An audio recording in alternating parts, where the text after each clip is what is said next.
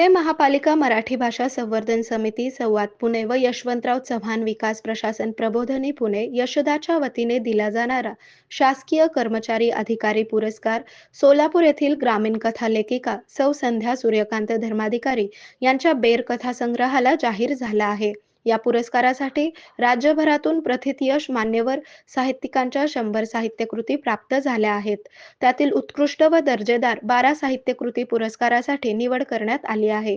ही निवड तज्ज्ञ परीक्षकांनी अत्यंत पारदर्शकपणे केली असून हा पुरस्कार वितरण सोहळा दिनांक 21 फेब्रुवारी 2026 रोजी बालगंधर्व रंगमंदिर पुणे येथे संपन्न झाला आहे. सौ संध्या धर्माधिकारी यांच्या बेर या कथासंग्रहाला हा 4था राज्यस्तरीय पुरस्कार जाहीर झाला आहे. यापूर्वी त्यांचा रकमा हा ग्रामीण कथासंग्रह देखील अनेक पुरस्कारांनी सन्मानित झालेला आहे.